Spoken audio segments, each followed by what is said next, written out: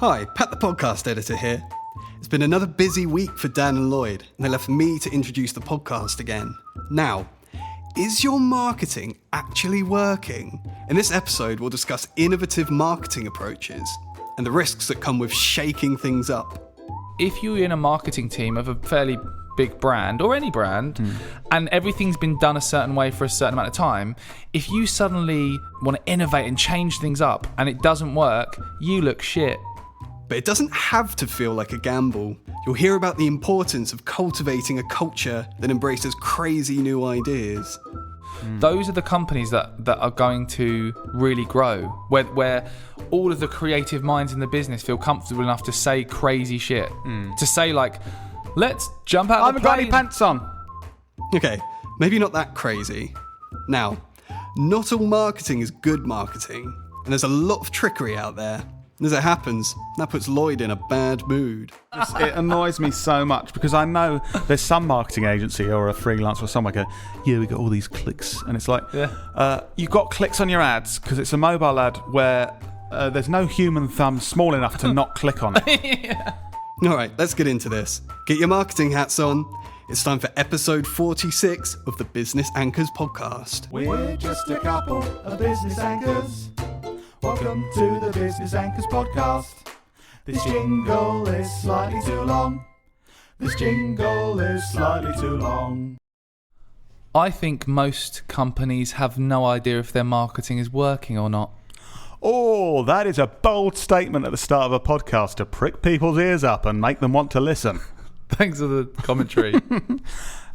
Sorry, say that again. Sorry, we were too taken over by you trying to be a bellend. No, please, sorry. I think it's important. I think most companies don't know if their marketing is working or not and what it's achieving. I agree. I really agree with this because we've had experiences with our clients and other businesses and within our own business.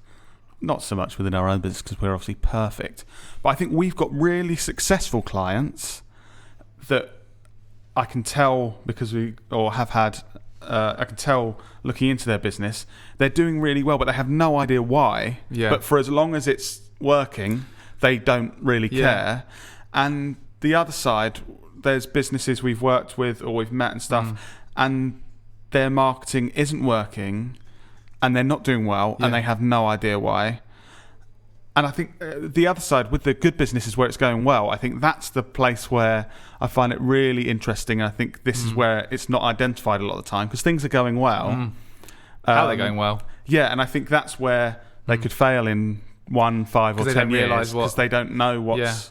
Yeah.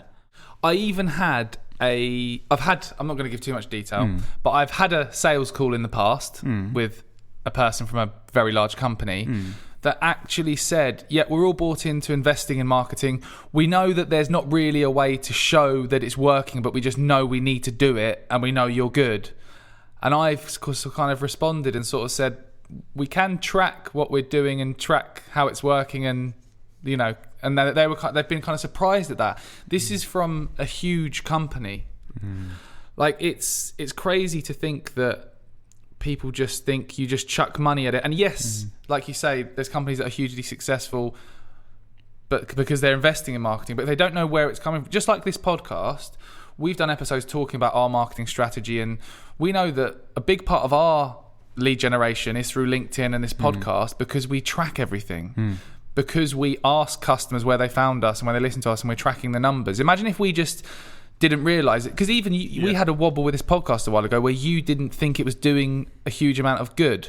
Or we could have done... I wasn't sure if it was worth the time and effort because us recording it and our team working on it and asked you, and you were able to basically say, look at this data, shut up. Of these people that agreed to work with us said the podcast had a major influence or was the reason. Yeah. They literally referenced the podcast in the first sales call. And it's like, this is how much these deals are worth. So we wouldn't have had that. And then it's like, okay, that makes sense. Whereas there's this culture, I think, in the bigger businesses especially, like the corporations, of like, we've got this marketing budget signed off for a year. Let's This is one spend of the it. examples, and they've gone, oh, we've got to spend this, otherwise we lose it. And so it's such a, well, they're thinking of their department of like, we got 50,000 more to spend, we got to spend it for this, otherwise we lose it. They're not thinking actually, how can we best spend this, and how do we track the results we're going to get from it? It's really disconnected. I think in a that's lot the of trouble businesses. if you don't, from the top down, if you don't involve the whole business in understanding the bigger picture. Like, the reason you're doing this is because we want to achieve this. Here's the bigger picture. I think it's dangerous when people within departments don't get the bigger picture. So like you said, they're just, we've got this budget, we need to spend it. It's like, no, you need to understand that budget is helping achieve the overall objective. So you need to be thinking, how can we use this as best as possible? So Yeah. Do you think also, because people have worked with either marketing agencies or marketing people within their own business, that have kind of told them over time that things can't be tracked accurately, really? You just have to spend this money and know that it's doing some good and stuff. Has there been that I over think time? potentially, I think it's because ultimately marketing is selling a promise, and there's nothing tangible. You can't show them marketing. Like, here's the marketing you're going to invest in. Yes, you can show examples and you can show data to back up other, but it's not like you've got a product you can put in front of them and say, test this out and see what you think. So it's selling a promise, and I think it's been easy for marketers in the past to just promise stuff that sounds good so they win the deal, and then they don't deliver. So if most marketing isn't working, if your statement's Well, correct, Yeah, I mean, are you backtracking? of course, there's marketing is working. Yeah. But I think what I said was actually to correct you. Right, yeah. Most people don't know which elements of their marketing are working and what it's achieving. okay. So if most people don't know which elements of marketing are what are achieving and stuff, like you just said, Why aren't they trying to fix it? I think a few reasons. I think it's easier to not change and continue doing what you've always done. We've talked about the book Who Moved My Cheese before, which change is not good. I've done this the way I've always done it this way. yeah, exactly. So it's people don't like change. I think it's also risky for, like, if you're in a marketing team of a fairly big brand or any brand and everything's been done a certain way for a certain amount of time, if you suddenly, want to innovate and change things up and it doesn't work, you look shit and you think you could lose your job. So why not just stick to every year we invest in these other things? Like, this wasn't really my decision. We've just always done it, so it's not going to come back on me. And I kind of get that. Like, if you're trying to jump up the career ladder, it's probably a bit risky. I If you're suppose like, really it's the higher ups in the business. It's they need to have a culture where it's like, look, we want you to try things, we want you to innovate. Yeah. Some of them won't work, and you won't just lose your job. they if want to that enable the happens. team to Yeah. feel comfortable in putting those things forward. Those are the companies that are going to really grow, where all of the creative minds in the business feel comfortable enough to say crazy shit, to say, like, let's jump out I of the haven't got plane. any pants on. Yeah. Crazy shit that's to do with marketing, Lloyd. Oh, right. Oh, okay. Right, yeah. But that's where you get the good ideas. People feel comfortable, and this is why I think it's so good for us, because we actively seek out those crazy mental ideas that are Do you know what? sound ridiculous. And just thinking about that, like, we had a really good creative meeting about marketing our own business recently, and I did something for the first time which I thought was really useful. We said basically wash? come up with three ideas. Ooh, this is and then I actually quite said, come up with another one that's deliberately shit, or like a wild card that's just mental. Yeah. And I think saying that allows people, because some of the ones that were crazy, I think one or two of them, we were like, that would actually be really cool to do that. Yeah. And I think allowing people, because at the same, like in those kind of spaces at work where it's like, come up with ideas, it does feel a bit like, oh, hang on, I'm going to say this. And the others might be like, that is a terrible idea. Yeah. What is she thinking? But What that's is he why it's thinking? important to build an environment where people feel comfortable. Yeah. And it's easier said than done. Even if you are comfortable with the people you're around, it's sometimes you sort of hold back and like, oh, It's what if still people think my hard. idea's crap? Yeah, because you're trying to show your worth and like, I'm good at this job. I'm going to put some good ideas out there. So it is still hard, but I think that's really important, enabling people to feel like they can share. Yeah. But like, have a culture where we love sharing shit ideas, because sometimes you think it's shit and there's one like absolutely amazing one that we go with. Yeah. On the subject of kind of calling out marketing BS and that kind of thing, what do you think about marketing that tricks people? This is one of my biggest You hate this, don't pet you? peeves. So what's an example here? An example here could be something. You already sound annoyed that you're even saying this. It annoys me so much because I know there's some marketing agency or a freelancer or someone go, yeah, we got all these clicks, and it's like, you got clicks on your ads because it's a mobile ad where there's no human thumb small enough to not click on it. This frustrates me with a lot of local newspaper websites now, and it's because they're people can't filled sell with papers ads anymore. They fill them with so many ads that you can't read an article without accidentally clicking on something. And it just frustrates me because I think someone's reporting 457 clicks today, and then they're going, "Cool, that is brilliant, we've got that many people here." It's like, no, you've had 457 clicks, 7 of them were like, "Oh, I'm interested in that shit business," and 450 have clicked on them and come off feeling negative about that business because they're like, they've tricked me into clicking it. Sorry to rant, but I think it's just such a stupid way of doing business. You're basically deceiving people. Yeah. And also that starts the relationship off with a potential new customer in a negative way. They have this expectation of something and then they click on it or by accident or something, then they're pissed off.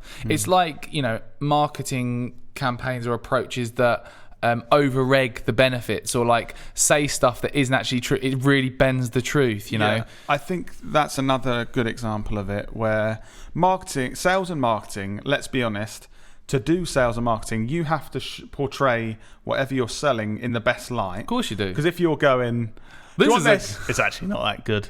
Obviously you're not going to sell any. But there's a line.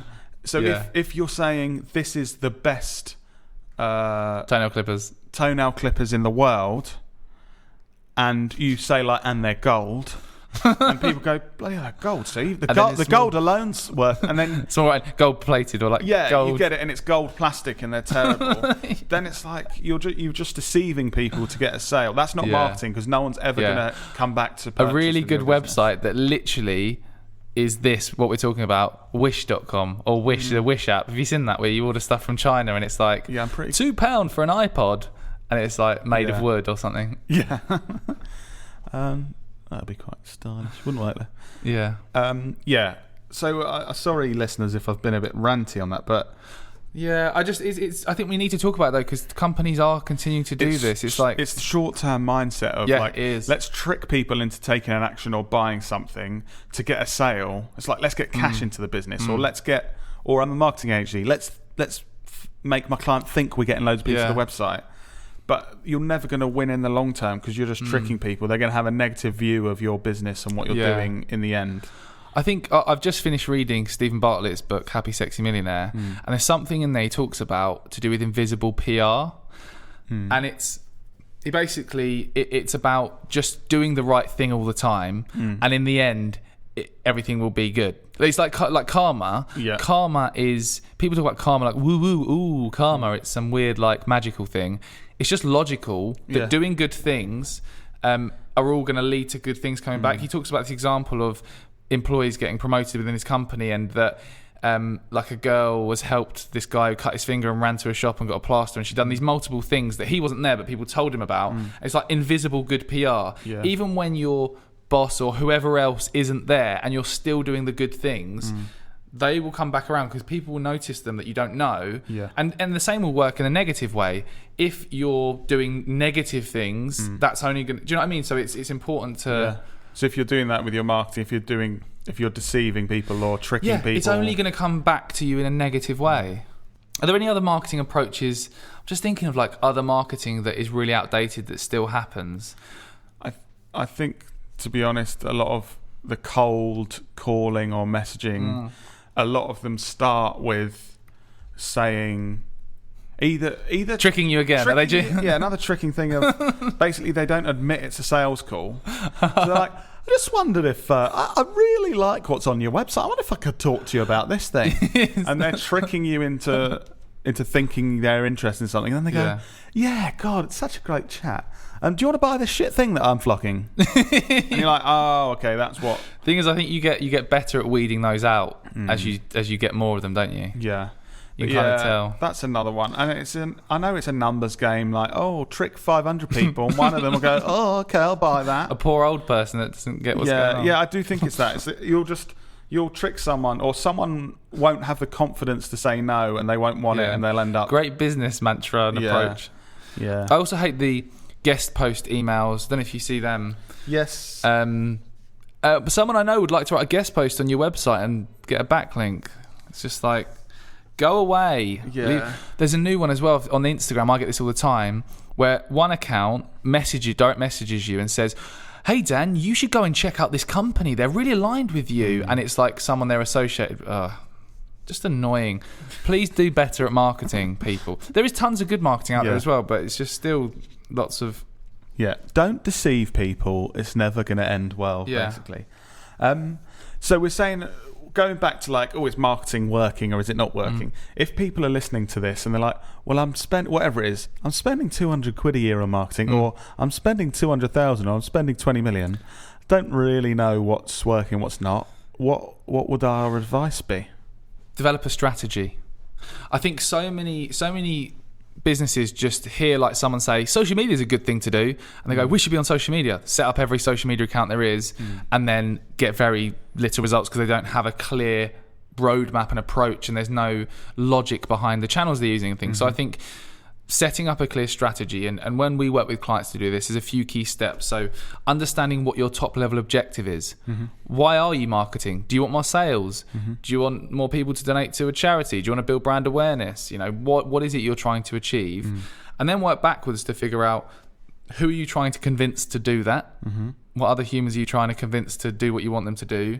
And do the research to understand who they are, and then choose the channels you're going to use to reach them and convince them to do what you want them to do, and then map out a plan of how you're going to measure and track that. So what metrics, if you're saying, social media is a good channel to use because all of my 40-year-old mums are on Facebook, or let's say Facebook, what metrics are you going to track to show that you're achieving that overall objective? Is it views? Is it clicks to the website? And I suppose a lot of businesses might have done all those steps up to like working out accurate metrics and stuff. So they're like, well, I've got a strategy and I've worked out target market. I'm marketing to these people, but to be honest, 20% we kind of can see where it's come from. The rest, we're hoping it's doing all right, but it's not accurate. I guess then you'd kind of start at that point and go, how can we, the stuff we don't know if it's performing, how can we get to a point where we understand that? Yeah, and there's logical approaches, like something we do with every customer, every lead that approaches us.